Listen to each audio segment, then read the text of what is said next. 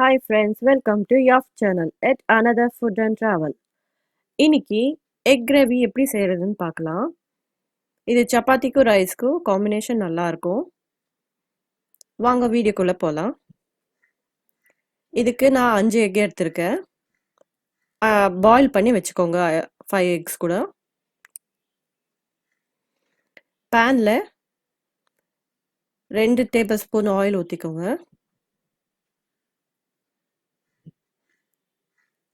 Oil சூடானதும் நான் 2 onion எடுத்திருக்கேன். பொடிசாக கட் பண்ணிக்கோங்க. ஆனியன் நல்லா வறுத்துக்கலாம்.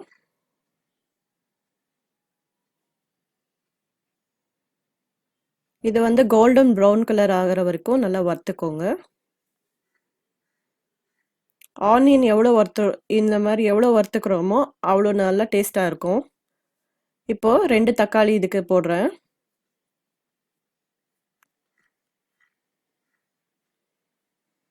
தக்காளி கூட நல்லா பேஸ்ட் ஆகிற வரைக்கும் அது கொஞ்சம் நல்லா வறுத்துக்கோங்க. தக்காளி கூட ரா ஸ்மெல் போகணும்.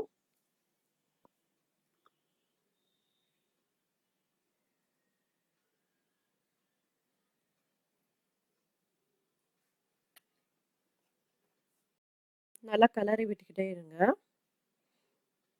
பாருங்க தக்காளி வெந்துடுச்சு. இப்போ மஞ்சள் 1/2 டீஸ்பூன், உப்பு 1 டீஸ்பூன் எடுத்திருக்கேன் நான். உங்களுக்கு தேவையான அளவு போட்டுக்கோங்க. இப்போ மசாலா ரெடி பண்ணிடலாம். தேங்காய் 1 கப் போட்டிருக்கேன். பட்டை கொஞ்சமாக போட்டுக்கோங்க.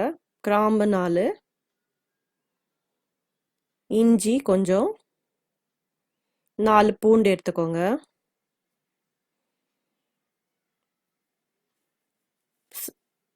பெப்பர் கொஞ்சம் போட்டுக்கோங்க.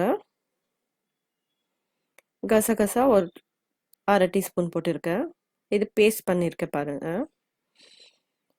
தக்காளி கூட வெந்துருச்சு நல்லா.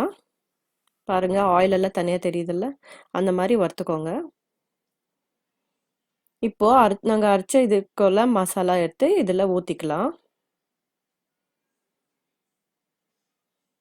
இதில் தண்ணி எதுவும் போடாதீங்க. இதை மசாலா வந்து அந்த ஆயில்லையே நல்லா வறுத்து எடுத்துக்கணும். அப்போதான் அந்த ஃப்ளேவர் வந்து நல்லாயிருக்கும். அந்த தண்ணி கண்டென்ட் ஃபுல்லாக ட்ரை ஆகிற வரைக்கும் நல்லா கலந்து விட்டுக்கிட்டு பாருங்கள் நல்லா ட்ரை ஆகிடுச்சு. இந்த மாதிரி ட்ரை ஆகிற வரைக்கும் நல்லா வறுத்து எடுத்துக்கோங்க அந்த ஆயில்லையே.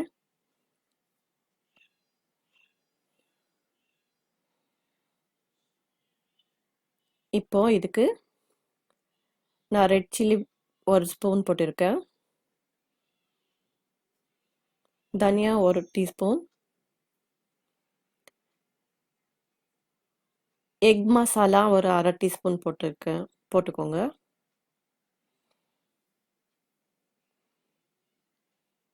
அப்புறம் கரம் மசாலா 1 டீஸ்பூன் போட்டு நல்லா மிக்ஸ் பண்ணிக்கோங்க.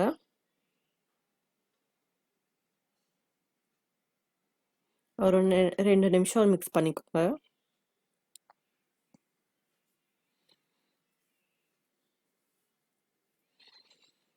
இப்போ இதுக்கு தேவையான அளவு தண்ணி ஊற்றிக்கலாம். நான் 1 கப் ஊற்றிருக்கேன். க்ளோஸ் பண்ணி வச்சுருங்க. இது வந்து ஆயில் வந்து நல்லா மேலே கொதிச்சு ஆயில் வரும்ல, அது வரைக்கும் கொதிக்க விட்டுருங்க.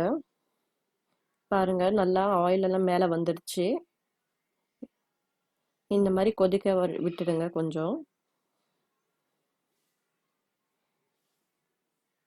இப்போ எக் போட்டுக்கலாம்.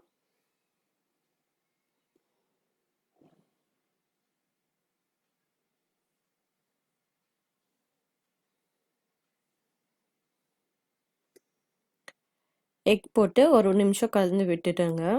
நீங்கள் வேணும்னா இது 2ஆக கட் பண்ணி கூட போட்டுக்கலாம். இல்லைன்னா மிடில் ஒரு லைன் கோடு மாதிரி போட்டு அது அப்படியே கூட நீங்கள் போட்டுக்கலாம்.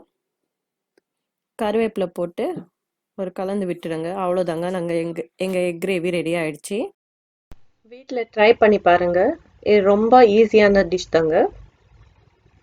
இது ரைஸுக்கும் சப்பாத்திக்கும் நல்ல காம்பினேஷன். இந்த வீடியோ உங்களுக்கு பிடிச்சிருந்தா உங்க ஃப்ரெண்ட்ஸ்க்கு ஷேர் பண்ணுங்க. அப்புறம் லைக் பண்ணுங்க,